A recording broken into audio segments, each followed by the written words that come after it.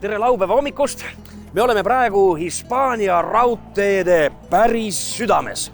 See on Atocha raudteejaam Madridi kesklinnas ja see raudteejaam valmis 1851. aastal. Oli esimene Hispaania raudteejaam. No tol korral ei olnud muidugi sellist uhket kompleksi nagu siin praegu näha. See valmis 40 aastat hiljem. Algul oli lihtsalt üks puust platvorm, mille äärde esimesed rongid tulid ja hakkasid siis mööda Hispaaniat ringi sõitma. See oli 19. sajandi keskpaik. Nüüd me läheme siia jaamahoonesse sisse ja püüame siis osta piletid. Me tahame jõuda lõpuks Lissaboni. Help me please. I would like to... Yeah, okay. I would like to travel to Lisbon. Mis praegu selgus on see, et öörongi hetkel käigus ei ole ja kõige mõnusam ja optimaalsem variant oleks siis kõigepealt sõita Madridist Vigosse, Vigost Portosse, juba Portugali ja Portugalist kiirrongiga Lissaboni. Nii et seda teed me nüüd alustame. Homme õhtuks peaksime rahulikult liikudes kohale jõudma.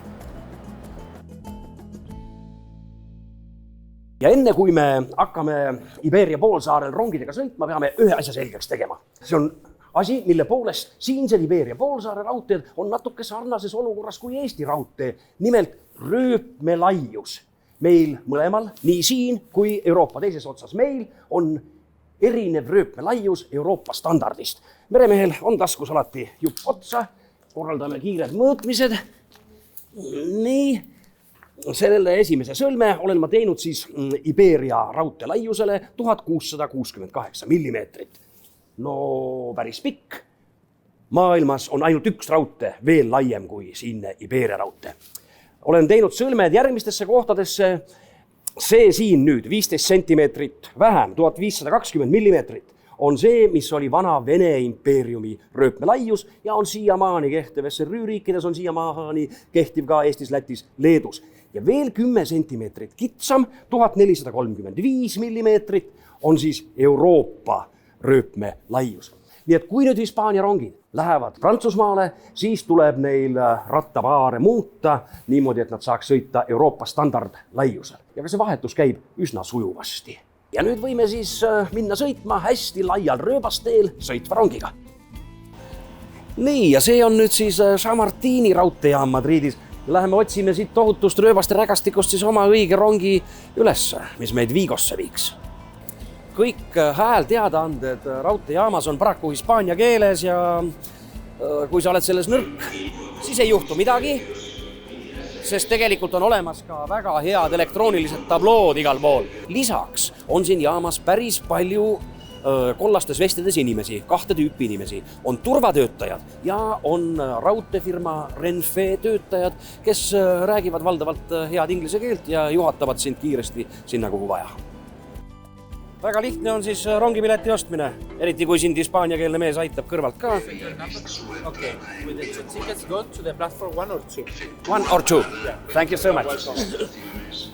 Aga järgmine samm rongile pääsemiseks on, me peame läbi turvakontrolli minema kõik oma tsumadanid, saatma siit aparaatidest läbi, sest rongile minek on sama range kui lennukile minek.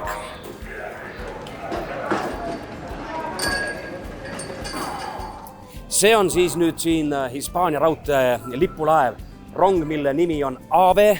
See rong võib sõita kuni 320 kilomeetrit tunnis. Näiteks siit Madridist kihutab ta Barcelonasse, kuhu on veidi üle 600 kilomeetri ja selle vahemaa läbib ta 2,5 tunniga. Autoga ma sõidaks seda teed rohkem kui 5 tundi. Siin rongis on 3 erinevat klassi, väga ilus ja mugav wifi. Meie selle rongiga ei sõida.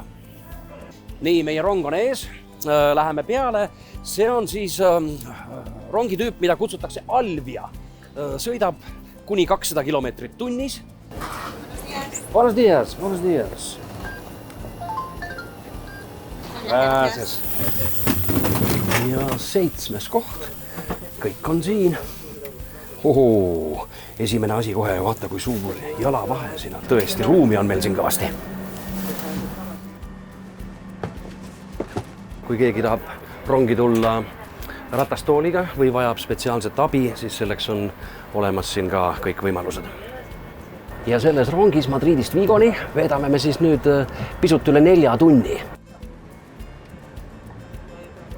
Jõudsime kohvikusse, baarmen sätib siin veel asju välja, aga ma näen küpsist, ma näen šokolaadi ja noh, Hispaania rong loomulikult ma näen siin ka veinipudeleid. Tuleme siia pärast tagasi. Teeme nüüd väikese kontrolli, mismoodi see maja siin välja näeb. Ka kõige suurematel esteetidel ei ole põhjust muretsemiseks. Siin on puhas ja viisakas. Ja nüüd, sõbrad, teen ma midagi sellist, mida ma Eesti rongides kahjuks nii kurkusega on, aga kahjuks teha ei saa. Ma ostsin tädi käest, kes siit käruga mööda sõitis, klassikese kohvi. Ma sain tema käest ajalehe, naudin hommikut. Ja meie reis kuulsasse sadamalinna Vigosse kestis siis 4 tundi ja 15 minutit. Nüüd on meil mõni tund aega Vigoga tutvumiseks. Ja me tulime nüüd siia Vigo jahtklubisse, aga me ei tulnud mitte sellepärast, et merele minna, vaid sellepärast, et siin on mälestussammas kuulsale prantsuse kirjanikule Jules Verne'ile. Jules Verne'i üks põhiteoseid, nagu me mäletame, on raamat 80 päevaga ümber maailma ja seal raamatus on ka raudteel oluline episood. Nimelt see inglane Fogg, kes sõlmib kihlveo, et ta suudab 80 päevaga ümber maailma sõita.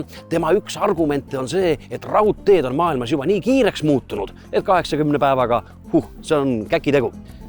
Eesti kirjanik Eduard Vilde on aga üsna Jules Verne'i mõõtu mees. Ja nii, et täitsa sobiv on siin Verne'i ausamba juures rääkida natukene Vildest, seda enam, et mul on käes Vilde reisikirjade raamat Tossu täkuga Euroopasse. Nagu pealkirigi ütleb, siin raamatuski on rongil oluline roll ja üldse on rongidel päris oluline roll, et Eesti omal ajal Euroopasse jõudis.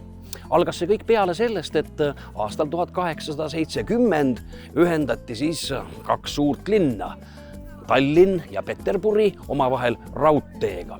Ja esimesed eestlased, kes Euroopasse mööda raudteed reisisidki, tegidki seda tegelikult Peterburi kaudu.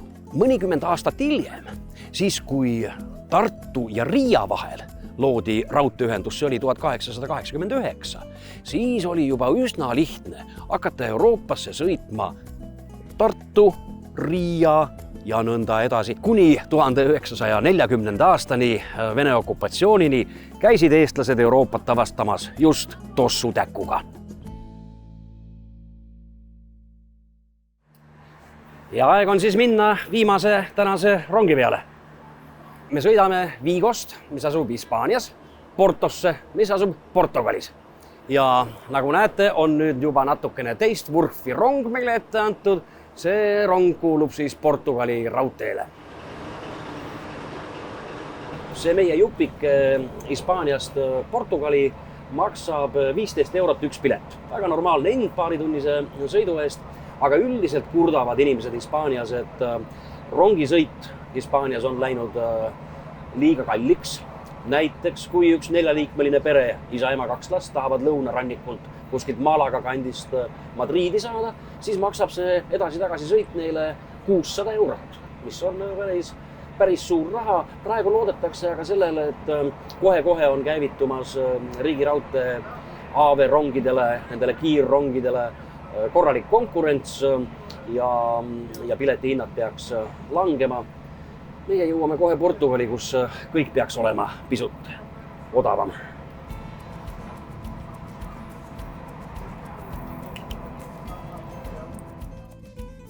On pühapäeva hommik Porto linnas. Me oleme siin Douro jõe kaldal. See jõgi tuleb Hispaaniast, Iberia poolsaare kõige pikem jõgi, nibin-nabin 900 kilomeetrit ja suubub mõned miilid siit allavoolu Atlandi ookeani. Vaadake seda tagumist metallkonstruktsiooniga silda. See on oluline sild, ehitatud 1877, esimene raudteesild üle Douro jõe. Ja üks selle silla arhitekte oli Gustav Eiffel. Oma ehitamise ajal oli see sild inseneri mõtte poolest veel tähtis, sest see oli kõige suurem ühe kaarega sild, metallsild, mis maailmas oli üldse ehitatud. Tänaseks on see sild liiklusele, nii raudtee kui muule liiklusele suletud ja sinna taha on ehitatud siis moodne raudteesild. Selle silla nimi on Donna Maria Pia sild ja kui me nüüd ennast pöörame, siis meie selja taha jääb praegu väga samasugune sild, mille nimi on Louis Esimese sild. Neid kahte silda aetaksegi üsna tihti sassi, aga see sild ehitati tegelikult 9 aastat hiljem ja jällegi oli Eiffel see, kes tegi ettepaneku ehitada uus sild, aga tema ütles, et ehitame nii nagu eelmisegi silla, ühekorruselise silla. Tegelikult Porto linn oli selleks ajaks nii palju laienenud, et vajati 2-kordset silda ja kuulutati välja konkurss, mille võitis mitte Eiffel, aga üks tema õpilastest. Nõnda ja me oleme nüüd roninud siia üles Don Louis silla peale. Siit avanevad imelised vaated Douro jõele. Meie sel korral ei jõua, aga ma julgen tõesti soovitada neile, kes tahavad mõnda ilusat rongireisi Portugalis. Võtke Douro jõe rongikruiis. Need rongid liiguvad siin jõe kõrgetel kallastel ja viinamarja väljade vahel, seal, kus valmib kuulus portvein. Me oleme Porto kesklinnas. Kogu see ala on UNESCO maailmapärandi nimekirjas ja me seisame praegu raudteejaamas. Selle raudteejaama nimi on São Bento. See nimi viitab sellele, et kunagi keskajal asus siin suur benediktiinlaste klooster. Aga 19. sajandi lõpul, siis kui raudtee hakkas Portugalis arenema, plaaniti siia ehitada raudteejaam. See sai valmis 1916. Sisemises kujunduses siin on kasutatud üle 20 000 erineva kahelkive, millest on siis joonistatud, kujundatud stseenid Portugali ajaloost, erinevate Portugali piirkondade inimeste elust. See raudteejaam on ehitatud ajal, kui raudtee sümboliseeris majanduslikku edu, kui raudtee sümboliseeris õitsengut. See on siis nüüd alfa tüüpi rong, Portugali kõige populaarsem kiirrong. 220 kilomeetrit tunnis lubatakse, et saame sellega täna sõitu teha, kui me ligi 3 tundi võtab siis Portost Lissaboni minek aega. Esimesse vagunisse vaja kihutada. Sõidame lõuna poole, sõidame Lissaboni poole. Seal kaugemal on näha Atlandi ookeani lained. Ees on palmipuud, sõidame vaikselt sahisedes, nagu saaniga sahisedes läbi lume. Eestis on praegu -10 kraadi, aga meil paistab päike, see päike paistab meile silma. Aga selle vastu on siin Alfa Pendulari rongis ka rohtu. Laseme kardina ette. Kiirus on praegu 140 kilomeetrit tunnis ja sõidame rongiga, mis mulle tõesti meeldib. Siin ei ole teab mis liigset luksust, kõik on aga nii nagu olema peab. Esiteks tahan tööd teha.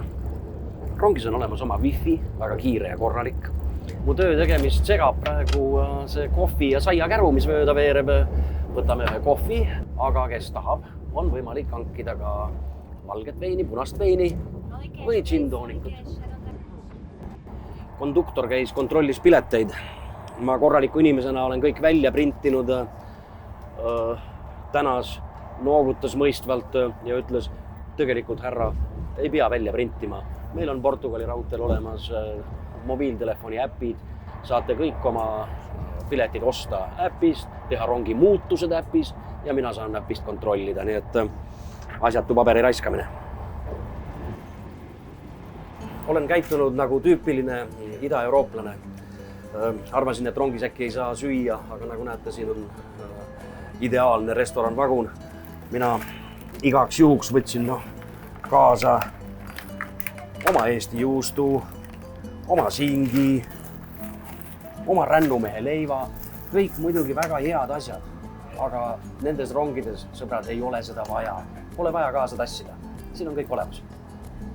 Kurb lugu on aga see, et meie rongireis siin Portugalis hakkab lõppema. Ma tean, et on üks selline tava, et kui sa tahad mingisse kohta tagasi tulla, siis võtad taskust mündi ja viskad kas basseini või jõkke või järve või paned selle mündi kuhugi, kuhu sa tahad tagasi tulla. Ma ostsin siit Portugalist ühe mängurongi või noh, õigemini rongi rahakassa. Ma võtan ühe eurose mündi, panen siia rongi sisse ja olen üsna kindel, et tulen Portugali veel rongidega sõitma.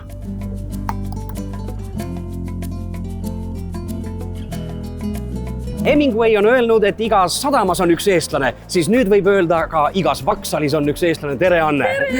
Tervist! Tere tulemast Lissaboni! Tore! Aitäh! Aga Anne ei ole siin mitte tegelikult päris juhuslikult, tuleb üles tunnistada. Me kutsusime sind siia, et sa joonistaksid rongi või maaliksid rongi ja rongijaama, sest sa oled kunstnik. See on Portugali kõige vanem rongijaam üleüldse, mis tegelikult oli juba 17. sajandil ehitatud kuninga toetusel ja see oli, alguses oli üldse hoopis kloostrimaja. See rongijaamal tähtsus on siin linnale väga oluline olnud läbi aastakümnete. Siinsamas Mäenõlvaku taga on siis Alfama linnaosa, mis on Lissaboni üks vanimatest linnaosadest, kus on kindluse, ma olen siia teinud ka Panteoni kuplimaja. Siin ma tegin ühe väikese illustratiivse momendi, mis tegelikult iseloomustab selle linnaosa elurütmi. Inimesed istuvad rahulikult lobisedest, kas kohvitassi taga, kuulates Fado muusikat. Rongijaamades ei tunne inimene stressi, mis tähendab seda, et kiired pole kusagil, et miks mitte panna siia rongijaama kellele see hetk, mida me praegu siin jagame. Et see moment on tegelikult nii tore. Meie kohtumise kellaaeg tuleb sinna. Kohtumise kellaaeg. Ilus number, täna on 5. veebruar ja see on, kell on 5 natukene läbi, et nüüd te olete ka osa natuke sellest maalist. Ütle mulle, sa oled nüüd olnud Portugalis peaaegu veerand sajandit. Peaaegu, jaa, 20-30. Kas me võiksime sinuga niimoodi kokku leppida, et ühel päeval, kui sõidavad juba kõik väga kiired ja mugavad rongid Lissabonist Tallinnasse, siis sa tuled Tallinnasse rongiga. Ja ma võin sulle poole tee peale vastu tulla. Teeme nii, me saame Berliinis kokku. Kõlab oivaliselt. Et miks me peaksime reisima rongiga? Põhjuseid on õige mitmeid, aga ma alustan enesekeskse inimesena loomulikult isiklikust mugavusest. Tõepoolest, palju lihtsam on istuda rongis, teha tööd või mängida malet. Kui me laiemalt mõtleme, siis loomulikult on oluline ka see ökoloogiline jalajälg, mida rongiga sõitmine meist jätab ja see jalajälg on märkimisväärselt väiksem kui lennusõidu puhul. Eri riikide vajadused ja eesmärgid rongiriikluse arendamisel on muidugi erinevad. Prantsusmaa näiteks tegeleb praegu sellega, et kiirrongide kõrval panna tööle võimalikult efektiivne kohalike rongide võrgustik. Aga Eesti esimene huvi, strateegiline huvi peab olema see, et me saaksime kiire ja mugava rongiühenduse Euroopaga.